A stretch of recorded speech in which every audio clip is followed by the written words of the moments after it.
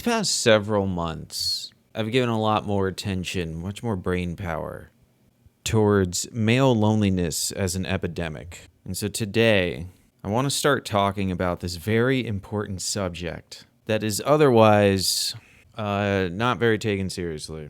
And I get it. It's a pathetic problem. It doesn't matter if you're on the right or the left on this issue.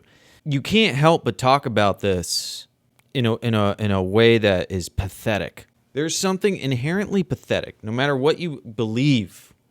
If you believe in egalitarianism and freedom and all of that, and equality, then it's pathetic that you're lonely and that you are complaining about it all the time.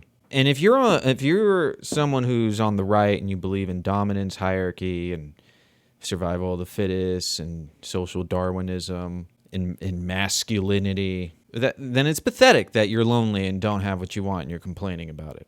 Everyone who is lonely, and that's everyone, is pathetic.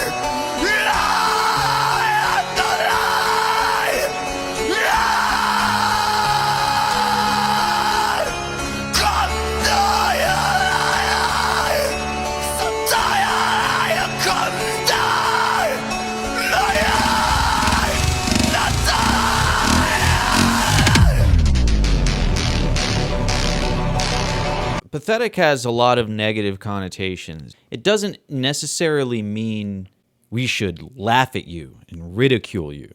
We should make you feel like a worm. I mean, pathetic can mean that. And depending on how you approach this subject, it can get that bad, for sure. But by definition, pathetic means causing feelings of sadness and pity, or showing a very poor, weak, and unacceptable quality that deserves scorn. It is not necessarily something that deserves scorn. It's just commonly associated with that. If you watch porn all the time, and that is basically your sex life, and you're kind of happy with that, and you kind of want that, you kind of think that there's something inherently golden about porn that everyone is just missing. That's pathetic. You know, everyone likes porn, except for the people that hate it. But if porn is to you something that's special and that you need it, well, that's pathetic. Obsessing over a woman. Shit's almost out of ink. Fucking cheap-ass mark. As a heterosexual male, it is biologically innate for you to definitely want to have sex with a woman. So that is totally normal, deep-rooted in your brain. Your species only existing in nature because there was sex involved, and they were able to breed and procreate and create more of their species so that it continues. Without that mechanism, species can't exist. Or it needs another, like there's asexual procreation, right?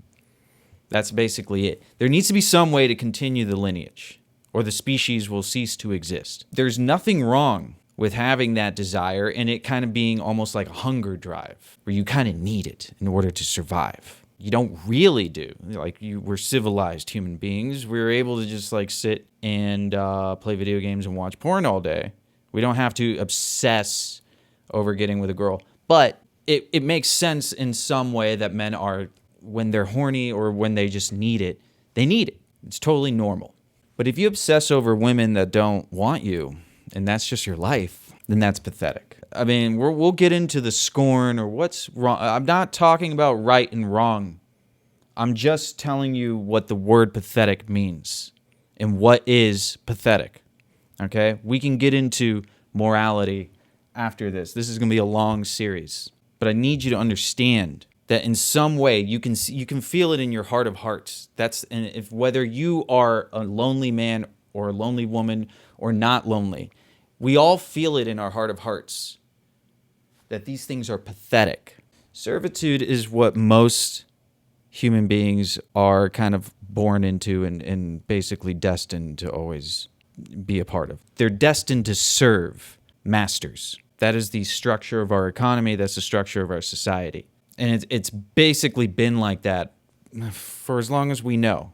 Now, there are examples of, right, tribes, nomadic or not. Tribes have this unique capability of being able to trust each other and build a sort of quasi-egalitarian structure.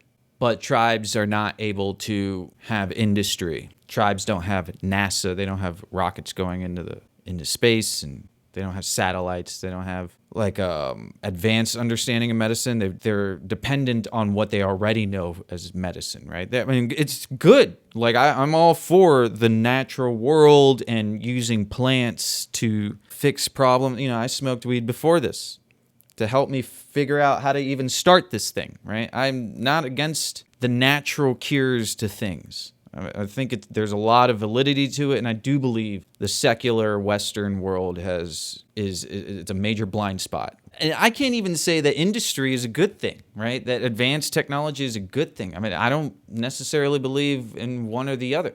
I'm a nihilist on a lot of these things. I think industry is just what humans are capable of, and it's something, whether you like to admit it or not, it's something quite marvelous. We're just living as a result of centuries worth of development. And there's no single individual to thank for any of that. There's just groups of people, conglomerates, and they get everyone else to go along with it no matter what they think. That is inherent to be a human. And that is what everyone is going through, except for a very small percentage of society. The ones who actually decide how everything goes. That is pathetic. There is a very good couple of terms that we can use to describe what this is, and it is words that are used by the right. I'm on the left, but they're very useful terms. This is mostly being a cuck. To watch porn, and that's your sex life. That's what you're like, you know what, porn's good. This is kind of the dynamic that I want. Just some fantasy where another man has sex with a woman that you want to have sex with. That's being a cuck. Like I said, you can all watch porn, and if you're still, trying to meet people and figure out how to fuck them, that's kind of what dating is for you single guys out there. That's one thing, right? Porn at that point is just a way to blow off steam and to consume mindlessly. Well, this is another day of I didn't fuck a girl today, but maybe tomorrow. For now, I'll just jerk off to some porn. But if porn is really to you you know what? Girls are just not how they are in the porn. Girls want this. Girls want that. Girls are maintenance. They got smelly pussies and stuff like that. I don't want to eat a girl out. They taste like piss. Then you're a cuck, unfortunately. And that is a pathetic thing to be, right? Same thing with the servitude. You're not deciding how the world works. You are serving the military-industrial complex, the prison industry. You're serving Israel. You're serving your boss. Also, really, he's just serving someone bigger than him. God forbid you're a cashier. You have to put a smile on your face while you get treated like a slave. This is most people's lives. Men, women. It's pathetic. And it's also being a cuck. And of course, obsessing over a woman that doesn't care about you. It's being a simp. And if another guy's dating her, then you're a cuck as well. So now that we got that out of the way, being a lonely man, whether you are, is there lonely men who don't watch porn? I don't even know what to make of that. I don't even know how to, because I feel like if you're a lonely guy and you don't watch porn and you're still sad and alone and wish that women would pay attention to you, then maybe you do need to watch some porn. Maybe you need to kind of get your head out of this, wherever the fuck your brain is at, and maybe just watch some porn just to jar yourself, to kind of think oh shit, there's things, oh shit, it's crazy out there, right? Oh shit, look at these giant tits. Oh my God, this is insane. Right? Maybe you just need to get super horny for a sec.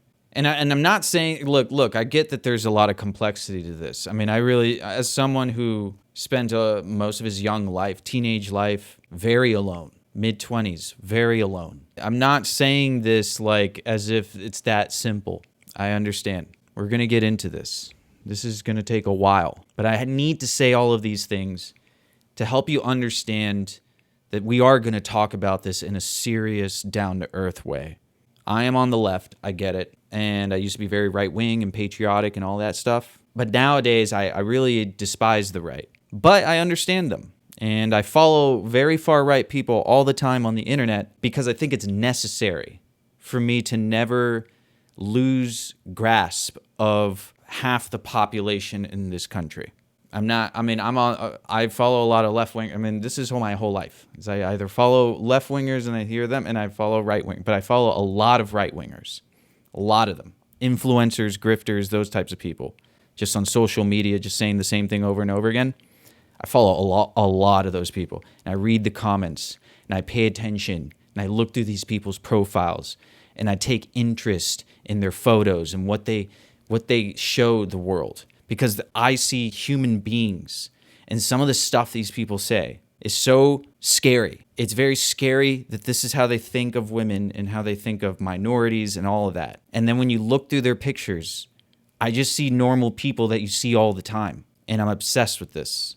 So I'm going to talk about this in a grounded way. It might isolate a lot of people. Some of the stuff I'm going to talk about is going to be it's going to sound almost maybe mean or something. I'm not really capable of talking about this in some kind of like kumbaya type of way.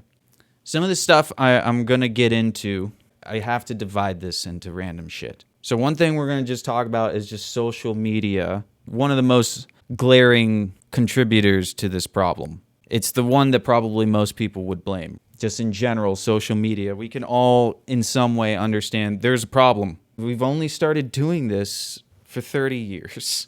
And 30 years is saying, that's not even how, like, social media. Yeah, I think I got a MySpace maybe in like 2003. I don't remember. It was around then. Okay, so we're talking about like 20 years. Not only is it a very popular thing, it's the only thing. It's the only way that we communicate, really. We go to bars, we do things. There's a whole social life outside of social. You'll meet a lot of people who don't even use social media, and they're not weirdos. They're normies. And you realize, a lot of people don't take this that seriously. But if you grow up with a lot of social problems, whether it's autism or social anxiety or whatever you have, which is a lot of people, right? Especially when they compound. It doesn't have to just be anxiety or depression. But these things all become much easier to manage when you have social media. You can just talk to people on the internet. I could talk about this right now for a while, but that's kind of what we're going to get into with it's the most obvious one. It's what everyone will probably blame on this thing. And I would say at the very least, it's more of like a catalyst, but there's a lot of buildup. And so we're also going to talk about competition, social Darwinism, capitalism, the things that in many ways, yes, you can philosophically justify the concept of competition. You can do that for cooperation as well, but you can do it for competition. And that's kind of like the key here. It isn't simply an outdated mode of production. There are very sophisticated, powerful, economically endowed entities that are going to constantly push propaganda that encourages everyone to believe that competition is the only correct mode of production. It's the only correct way of life. Social Darwinism, it comes from the Darwinism, right? It's a perversion of the idea of Darwinism, which explores natural selection as how evolution works, right? You mutate a gene, and that gene gives you an advantage in the natural world, at least enough to be able to collect enough food so that you can mate and have a baby and continue your genes.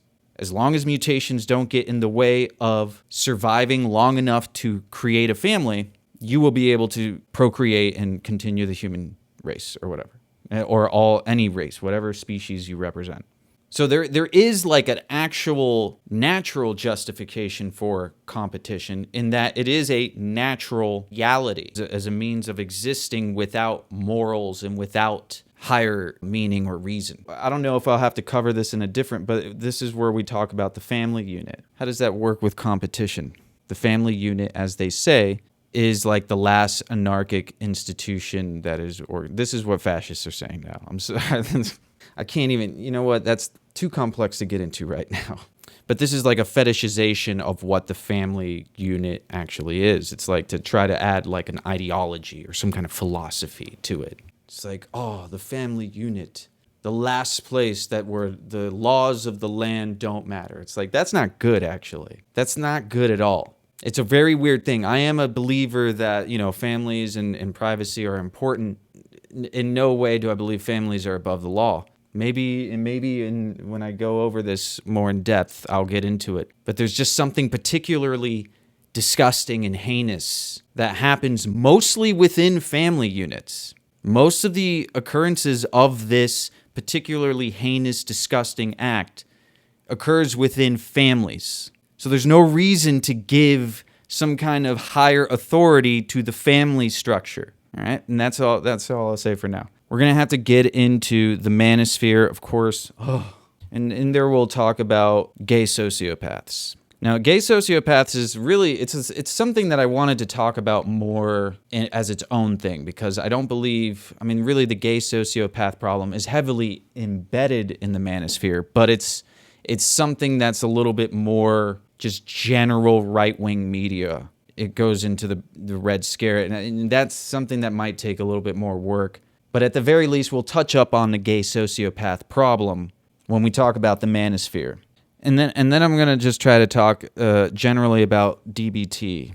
I don't want it to be like a lecture on DBT, but I want to talk about how we can utilize that to help alleviate a lot of these problems. Because I am a bit nihilistic about this problem. I want to talk about these things because I feel like I just want to push these things into people's heads so that the talking heads start talking about it, really. They can take the credit for whatever. If it starts to work and it starts to lead to better outcomes, good. I would love to become a popular influencer. Oh, it's the guy who has 1 million subscribers. I'll listen to him. But if this resonates with anyone, this would be great. If this resonates with someone who has the authority to change this, it would be to put DBT into education. No more core I am so against the core curriculum. I'm against everything, like the way our education system is set up. It's the worst of both worlds. I don't believe in a federal standard for education. I am one of those states' rights people when it comes to that. Simply because I don't believe education can possibly be just a system of learning the same bullshit as everyone else at the same exact time. And just for what? So that you can get good enough grades because you're worried about getting a job? That's a fucked situation for humanity when that's what life becomes. If this was a problem that if there was a dictator that ran this country and he decides male loneliness is a problem, and if he really was serious about it and got the best scientists on it, the best psychologists, the best experts, I think he would be able to come to the conclusion that DBT is how we solve this problem. And then we would not even have to go into all of the other horrible things that we're going to have to get into. Unfortunately, we don't have a dictator that can just install a new way of education. What we have is a clusterfuck of a world. And even if we had a dictator, of course, we can't depend on them to actually care about what the science says and to decide and to just take a real problem seriously and then to immediately install a solution, right? A very easy to install solution. That's not the world we live in. But this is it. This is basically what we can do to resolve this whole thing. This is what's missing in American public schools. Oh my God. It doesn't just solve this problem. I hope you understand. Now, some people might be wondering if you are someone who takes like DBT courses or whatever, and you're thinking like, what? Like the Dear Man thing? No, that's a little bit too specific. I'm talking about what DBT touches on. It is a very helpful way of looking at people together. It means dialectical behavioral therapy. It is a very useful way of looking at standard communication between individuals who have to spend a lot of time with each other. It will help people be able to communicate their feelings so we don't have any more friend zone problem. We can avoid the enthusiastic consent problem. It won't cure all these problems. I know. Right, I'm obviously talking about a fantasy utopian idea. If people understood how much this could help, I think they really underestimate how much this would actually help. If this was a thing that was taken seriously. All right, there's some other really big existential problems that are facing society, and this is why it's going to be a bit isolating. This is why many people might not be on board with this type of stuff. Because it is going to kind of sound like some right-wing gibberish when I write low birth rates, overpopulation, obesity epidemic. Leftists are not denying of these issues. I am trying my best as I try to create content that come from a left-wing perspective. I am not like one of these people who believes in fat shaming, and I do believe that wokeness, and including like political correctness, those things have come to kind of like not really be as bad as I once thought they were. What I hate is how the right has weaponized fat shaming as just like a way of vilification of an individual for the sake of it. That's something that I find very terrible. Just very sad and horrifying, really, is like a general concept. I hate the idea of people being shamed for how they look, being made to feel lesser and to feel like they're not worthy. The reality of the obesity epidemic is that obesity is half the country. 70% of the country is overweight or obese. 40% of the country is obese. And so when you think about the idea of fat shaming and fat phobia, it's like there is something actually psychologically warped about this country. How are we so denying of fat people existing? Why is it that the news is mostly slender people? Why are movies all just mostly slender people? And then fat people are mostly supposed to be funny. If you got fat actors, they're mostly funny. And then when they do a serious role, they get a bunch of people in her most serious role. She put the cake down and picked the Oscar up. The reality is that this is a fat country. This is a country made up of fat people. And yet we do not act as if that's the case. You know, it's funny, like Hollywood is this very liberal organization, but they are super wealthy, it's visually superficial. They get plastic surgery up the wazoo. They're Zionists. And something that they don't do is they don't represent America. They don't represent what the average person in America is. You watch a bunch of movies, and only the best directors think to put fat people in the movie at all, let alone make them at least half of the actors, because that would be realistic. If half of the characters, even if they're all background people, right? If half of them are fat, then that would be like, oh, this is realistic. This is a movie about real people in America. But no. Fat people are a very tiny percentage, at least of the films that are released in theaters. That's just reality. That's what Hollywood shows us all the time. That's what pornography shows us. I mean, pornography, at the very least, if you're into fat people, you can just go look up fat people porn and be happy. Because it's not mainstream, like in the sense that they're talking about it on the news, like, oh, this porn just came out on the latest episode of Hookup Hotshot. This girl's fucking destroyed. But when you watch the news, when you watch movies, when you watch commercials, when you read magazines, fat people are not represented in this country. I'm not one of these people who thinks that an artist needs to be diverse in any way. I don't give a shit about how an actor or how a filmmaker, via his artistic vision, decides to portray his film. I do not care at all about that. I'm not saying this to say that we should do something different. I'm saying this to help you understand what this does to everyone's individual psychology as they grow up in this country consuming media. If fat people are most of the country, why do you grow up thinking that that is not the case? Why are you shocked to hear that 40% of the country is obese? Now, in the UK, it's actually the same thing. I'm pretty sure it's the same thing. So don't get it twisted. I'm not saying that this is an uniquely American problem. But if you watch UK television, and this might just be because, slim pickings, but they have nothing but doughy, ugly people in their shows. I don't know for sure because I don't watch enough, but that's just something that sticks out from the last times I have watched UK stuff, given it's a lot of comedy stuff, which, comedy, people are more open to seeing fat people do comedy. Hollywood is not some egalitarian, leftist, liberal utopia. To anyone on the left, that's obvious. But there are plenty of people on the right who think this. They think that Hollywood is a leftist organization. And so there is actually something quite concerning about this evil, liberal, hegemonic entity that is Zionist, basically giving our children an outlook on the world that is just completely made up. And the obesity epidemic, that's a whole other video for itself, because we have to talk mostly about the food industry and how evil it is. And I don't know, male loneliness is just only a small segment. If anything, it's like obesity epidemic is this other thing, and then male loneliness is just a part of that. Because I hear nothing but these manosphere guys complaining about how women are fat now. And it's like, yeah, everyone's fat now. The BMI, average BMI for both men and women is the same. Everyone's fat. You just didn't know that when you were growing up because the media refused to show you that. The media showed you something that wasn't real. It showed you a fantasy, and it made you think of that as a fantasy. Especially if you grow up with fat parents or anything, you just think they're anomalies. You start to disrespect. We talk about the family unit. We're talking about you're teaching people that their parents, their relatives, are outliers that are making terrible decisions for themselves, and they're outliers. And so even though eventually you learn, oh no, everyone's fat, you still have it deep within you to believe that your parents and fat people in general are uniquely flawed. We want to talk about something that's pathetic. Isn't it pathetic, really, that you have to watch people debate this in the most crude and selfish way possible? Relationship advice boards, they're great. They're great for data. If you're into psychology, they're great. I have a bachelor's in psychology. That's it. I'm getting that out there now.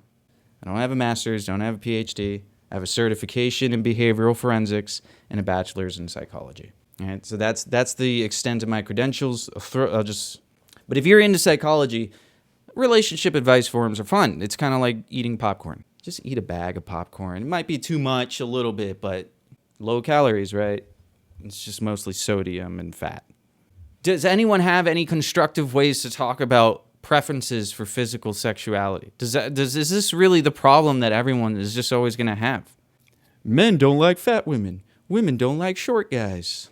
Is this really all you guys can talk about? Once again, it's pathetic. If you are mad that no one wants to fuck you, no matter whether you are righteous or not, it will always be pathetic. You know, I like Nietzsche. Once again, I know, right?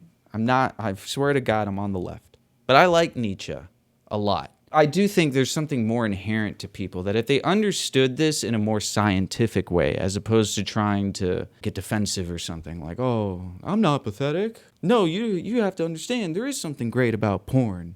No, you have to understand it is unfair that girls don't want to fuck me. Just get past the defensiveness and I'm not saying that this is objectively wrong with being pathetic. There's no metric for that. These are always going to just be personal opinions. Maybe a large percentage of society is always just going to have that opinion.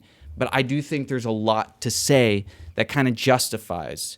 It does cause feelings of sadness. It causes pity. When I see someone lamenting that they're just too ugly to be loved, that makes me feel sad. And the reason why I'm sad is because it's pathetic. I feel bad for them. There's so many people in situations like that. Some of them are unfixable. Some of them are not really that bad. Some of them are just fucking ridiculous that they're even complaining about it, right? You've seen them all. But do you really want to be entitled to something? Can you really shake off that it's not inherently pathetic? Is there anything in you that makes you want to be better? And that's something we will get into. I think that'll be like one of the final important messages. I mean, at least for now. We're going to talk about true love. It's supposed to be an L. What the fuck, man? Versus entitlement.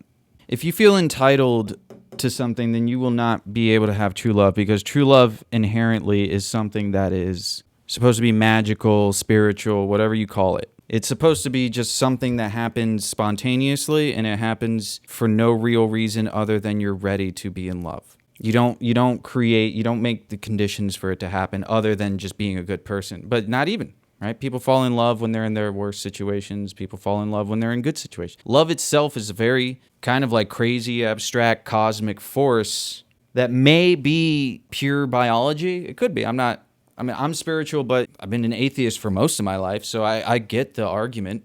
Makes perfect sense that it could just be all biological, but whether it's biological or not. If it's biological, we have not figured it out. We understand oxytocin and dopamine and all of that, but true love, we have not figured out. You can take MDMA and love someone in the moment, but the MDMA wears off. And then all of the other things. There's so much going on in a human being's life, so that true love itself is not very easy to manipulate. Maybe someday a supercomputer will figure it out. But really, so far as we know, it's spontaneous. Can't be forced. And one thing that is very important to true love versus like dopamine love, but you know what I mean. It's that you have chosen this person and they have chosen you. You both have exactly what you guys want as far as like a long-term sustainability and short-term fun. Like those things mix well enough. True love will be that it doesn't really matter. Anything else doesn't really matter that much. Let's say I were to have this type of love for you. It wouldn't be right to say, because you satisfy my needs. It's simply an urgent impossibility. I cannot be without you.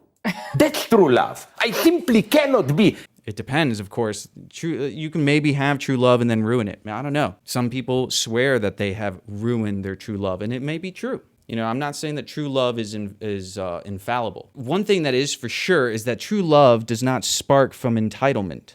It doesn't come from you showing up to a date with a checklist of needs and probing that person and making sure that they've passed all the tests. Imagine if you went on a date and that was the first date. I mean, it kind of feels like there's something missing, right? There's something romantic or sexy about that missing. A lot of the right will try to blame de-romance on feminism and of course, the Me Too movement. And you see it a lot now in the manosphere. They're constantly saying, oh, women love being forced. They love it in their books and their romance novels. It's all about women being forced. But they're not brave enough to say that means I should be allowed to force them. Because they know inherently there is something wrong with that, right? It doesn't matter if there's a fantasy element. The whole point of fantasy is that it's just for fun and you can move on. Why doesn't this register with people when they start saying shit like that? All right. If you believe in true love, then you don't have to worry about it. It will happen. In your heart of hearts, you believe it will happen. You can focus on just building your life. If anything, you're more concerned about making sure that the person that you fall in love with in the future falls in love with someone who's worthy of living a happy, long life with that person. So you want to work out, you want to develop your morals and your communication skills. You want to do all things like that. That's really what you're more concerned about, as opposed to just like trying to date every person that you meet and then demanding a bunch of things from them. If a girl doesn't love you, then you should just be able to move on. If you believe that there's true love out there. Now, if you're a nihilist, atheist, and that is a reason why a lot of these people turn to becoming Christian, is because there is a lot of hopelessness in that life of being an incel. Christianity gives them something, and it also helps appeal to their rage, because Christianity right now in the American right wing, it's a very violent, hateful movement. But regardless, it's a religion and it helps gives them purpose. It helps like alleviate some of that hopelessness that comes from the other idea, which is like, oh, you're just going to die and not fall in love. Sorry. That's just going to happen. Because if you're a nihilist atheist, why wouldn't that be an option? That's totally a reasonable thing. You look at it in nature all the time. Males do kill each other trying to have sex with the female. Because if they don't, then they'll just die without procreating. That's the drive in most animals, right? Or many animals, many bugs, animals, things like that. Not all of them, but it is a big element. It's natural. So if you're a nihilist, atheist human being who can't get laid and you kind of feel like you're inherently too autistic or too ugly, too short, and you think you're never going to quite fall in love, then that's going to create a lot of hopelessness in you. And what do a lot of hopeless people do? They turn to a well-grounded religion that a lot of people believe in that kind of gives them a sense of purpose and community and all of that. But unfortunately, because of social media, because of the manosphere, because of competition, because there's no DBT, instead what it does is it recruits them into this like crusade to bring us back to a time where no guy had to worry about getting laid. And that's pathetic, because that never existed. And really, the route that you're taking to try to make that happen will never bring you to true love. God forbid it ever gets you laid, right? Because we're talking about enslaved women, right? And this is the future that many on the far right are specifically already talking about what they want. Like, does that not feel pathetic to you? To forego true love just so you can get a crumb of pussy. You're going to cosplay as like a Christian crusader supporting the most far-right people that you can find. When we're talking about the idea that a religious marriage through Christianity means that we're one body, therefore consent is always given, why not just take it to the logical extrapolation? You try to have intercourse with your wife and she says, get off me right now. You hold her down and have sex with her. Is that rape? Yeah. No. It's not rape? It's right. not rape, no. So then Just in hopes of a magical utopia that is created where you can legally force a girl to have sex with you or become your wife and have your children. Isn't love precisely this kind of a cosmic imbalance? I was always disgusted with this notion of I love the world, universal love. I don't like the world. I don't know how I'm somewhere in between. I hate the world or I'm indifferent towards it. But the whole of reality, it's just it. It's stupid. It is out there. I don't care about it. Love for me is an extremely violent act. Love is not I love you all. Love means I pick out something and it's again this structure of imbalance. Even if this something is just a small detail, a fragile individual person, I say I love you more than anything else. In this quite formal sense, love is evil.